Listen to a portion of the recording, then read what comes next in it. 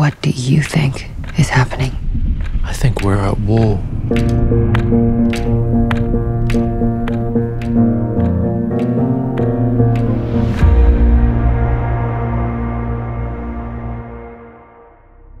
Episode 5, we knew from the time we outlined it, was going to be the biggest episode by a long shot, with 2 really big set pieces in it. It's explosive, but it starts quietly. You're the good cop? Depends who you ask. Where's the bad cop? Watching. For this interrogation, it's fun sort of watching a little bit of the cat and mouse game. What about Evans? We're right in assuming he's Vera's father. Only in the biological sense. There's a real dance that happens between both of them, how they're making their plays with each other on such high-level stakes, really. So you tried to protect her, but it didn't work out, did it?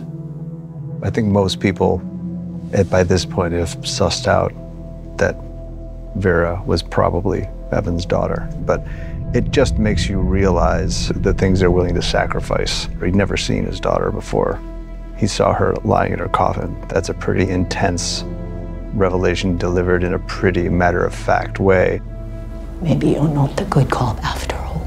Again, we're talking about good guys and bad guys and how hard that is to figure out. It creates a interesting moral dynamic for the viewer that the most violent, horrific thing that we do on the show is done by ostensibly the good guys. You have 6 days to complete an engineering project. When you've succeeded, there'll be no medals, no public recognition, no glory. But the next 6 days are the most important ones of your lives. The Judgment Day sequence in the book was one of those ones that we talked about before, where you just think, oh man, I really want to see that on screen, see it done right. For something as epic as the Judgment Day, it began with months and months of prep. And I think everyone just expects that you're just going to all do it in post, in VFX. And I guess maybe I'm old school, but I wanted to keep quite a bit of it in camera as well. Why isn't it working?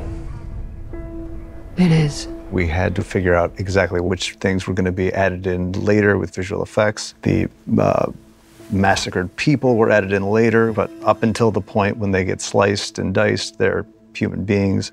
You've never seen it before, and when you're imagining it kind of vaguely, and then you get into the details of what you're seeing in any given shot as this is happening, it helps to sell horror of their decision. It's terrifying.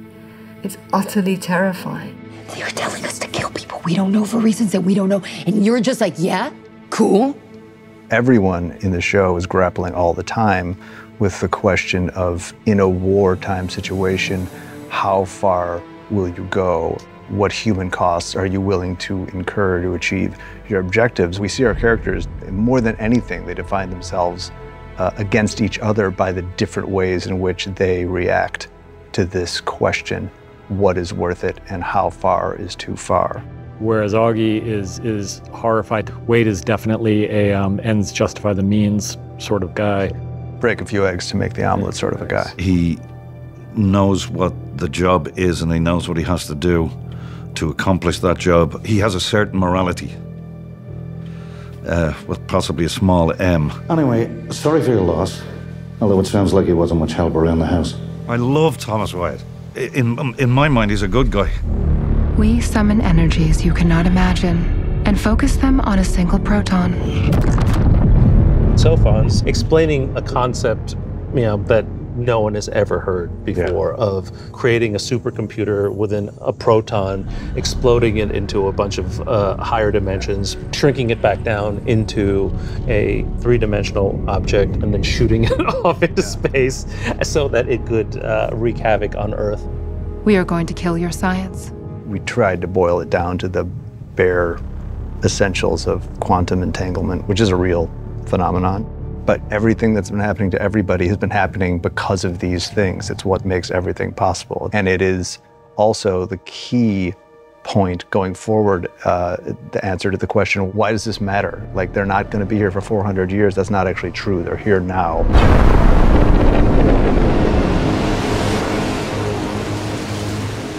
In the books, the "you are bugs" message appears in everyone's field of vision, which would be tricky to do on screen. So in this hyper-technological world we're in, having it appear on every surface and screen, it seemed like a really dramatic visual way of representing the same thing.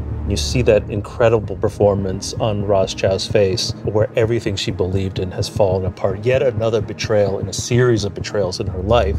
And just when you think, I can't take it anymore, you're pummeled again with another crazy sequence. Once you see the eye in the sky, it's hard to deny that there is a superior power out there that is coming for us. And then you see Marlo give that great smile. You write something like laughing and crying at the same time, and then Marlo comes up to you and she goes, normal people don't actually do this. I'm like, well, this is where your ability to be a not normal person between action and cut are going to really come in handy. To her, they aren't just an idea or aliens, they are the Lord.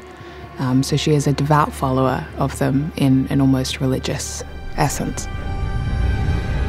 We felt like if the aliens are going to announce themselves to everybody in the world, they're going to want to do it in a way that shocks people into submission, letting everybody know in a really visceral way there's something out there looking at you always, and it does not mean you well. It's a psychological aspect to that. I think both for the people in the show and people watching the show, it helps set the stakes of what's going on.